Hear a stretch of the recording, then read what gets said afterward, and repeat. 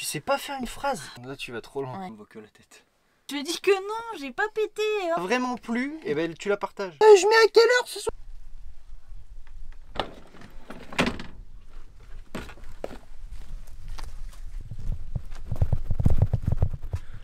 Aujourd'hui, jour 9 de confinement. Donc aujourd'hui on a décidé de vous présenter notre Suaoki.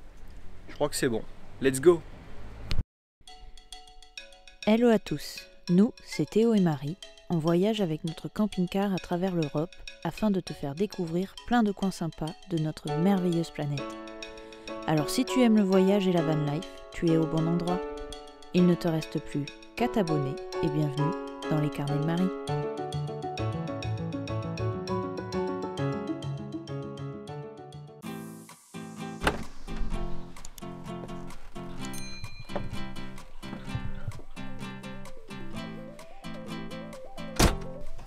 Je suis prête.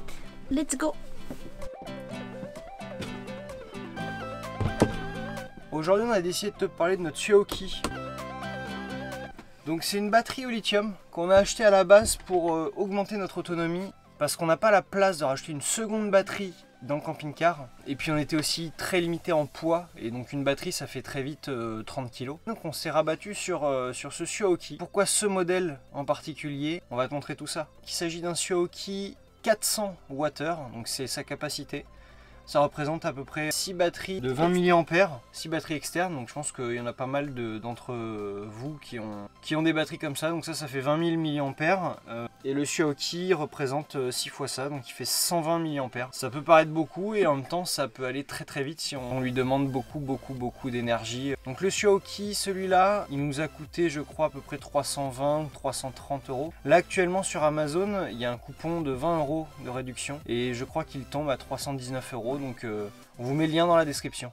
On va commencer par te parler de ses inconvénients. Il pèse quand même son poids, parce que je crois qu'il pèse autour des 3 kg ou 4 kg. Le prix, bien évidemment, parce que 330 ou 340 euros, c'est quand même pas donné. Nous, quand on fait des montages vidéo sur notre ordinateur, c'est vrai que je laisse brancher mon Mac en permanence dessus, et pour le coup, il a tendance à se décharger très vite. Je crois qu'on parle même pas d'une journée non-stop branché. Alors ça veut dire qu'il fournit en permanence, et donc c'est pas conseillé. Le mieux c'est de recharger son ordinateur quand on s'en sert pas, quand il a plus de batterie, que la batterie est vide, on le met dans un coin, il est fermé, on veille et on le met en charge. Sauf que là, nous, on en avait besoin pour que l'ordi tourne bien à longueur de journée. C'est vrai que ça nous a vidé notre Suaoki très vite. Mais d'un point de vue rechargement, il est quand même très bon et c'est là où on passe sur ses avantages.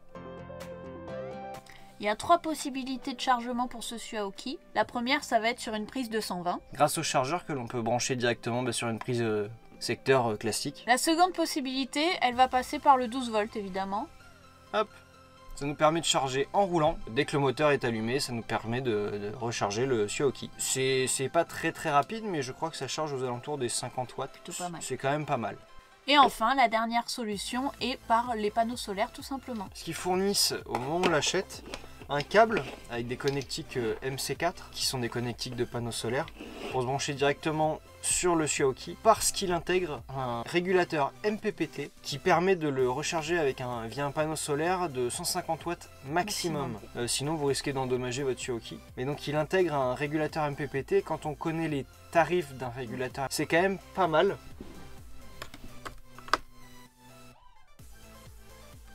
Donc là on charge à 32 watts avec notre panneau solaire de 75 watts.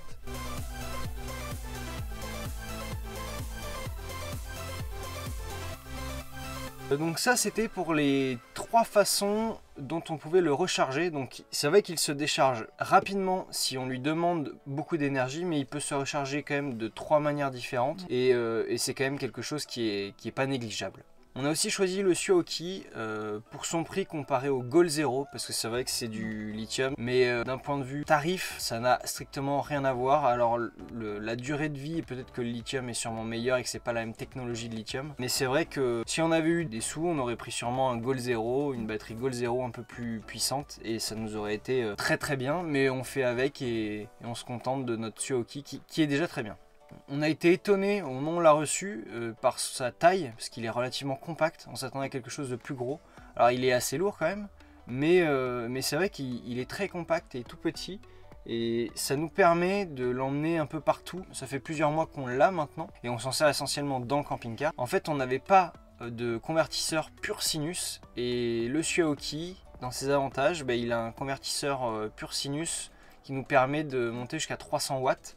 Et donc ça nous a permis d'utiliser notre ordinateur tranquillement. Parce que jusqu'à présent, nous n'avions pas de convertisseur 12220 pur sinus. C'est fait maintenant, on a installé. Si vous n'avez pas déjà vu, la vidéo elle se met juste là. Donc on va pouvoir utiliser pleinement notre batterie de camping-car pour recharger notre ordinateur. Il existe plusieurs modèles chez Suaoki. On a choisi ce modèle en particulier parce qu'on voulait avoir un petit gadget. Il s'agit de pinces. En fait, le Suaoki, ce modèle, seulement ce modèle, est équipé d'un petit raccord avec des pinces. Il a une fonctionnalité de booster, c'est-à-dire que si votre Suaoki est plein et que vous êtes en panne de batterie, ça suffit pour démarrer votre véhicule. Et donc ça, c'est quand même pas négligeable. On voulait prendre ce modèle vraiment pour ça. Et puis en plus de ça, ce modèle était donc moins cher que le G500 qui est affiché, je crois, encore à 500 € à peu près.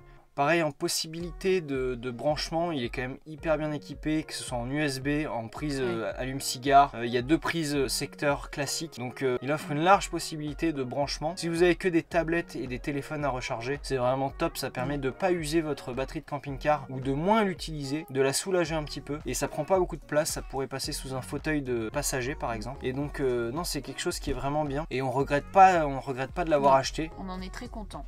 Donc voilà, on a fait un peu le tour de toutes les possibilités que nous offrait le Suaoki. Si cette vidéo t'a plu, n'hésite pas à liker, à commenter et à t'abonner et à activer la petite cloche si ce n'est pas déjà fait. N'hésite pas à également la partager à tous tes amis. Sur ce, on se retrouve demain dans une prochaine vidéo. Allez, ciao! Et également inconvénient, on avait noté que lorsqu'on le recharge via les panneaux solaires et qu'on s'absente, dès qu'il va y avoir de l'ombre, le panneau solaire ne va plus charger et dans ce cas-là, le Suaoki va se couper. Il y a une petite technique qui permet de le laisser allumer, d'activer l'alimentation pour les prises USB et ça permet de le laisser allumer. Dans ce cas-là, la charge se fait en permanence, qu'il y ait de l'ombre ou pas. Mais c'est vraiment le petit inconvénient qu'on pourrait noter supplémentaire, bien qu'il n'y en ait pas beaucoup. Puis voilà, c'est une petite astuce, parce que c'est pas un partenariat, mais bon. Si jamais ça leur donne envie de faire un partenariat, on est preneur. Allez, ciao, je mets à quelle heure ce soir la vidéo? Je leur dis quoi? T'as une crotte de nez. T'as pété. Bah non. Bah écoute, c'est pas moi. T'as senti? Oui, j'ai senti une vague, mais c'est pas moi. Je dis que non, j'ai pas pété. Hein. Sauf que c'est devant toi et on ne voit que la tête. On allume la bête. Deuxième... Non, la seconde. Bonjour, la seconde manière, c'est une troisième baguette. Tu sais pas faire une phrase faciam, de la routasse. Si cette vidéo t'a vraiment plu et t'a paru... Là tu vas trop loin. Ouais. En fait, et si vraiment elle t'a vraiment plu, et ben tu la partages. Mais si elle t'a pas vraiment plu, bah tu partages pas.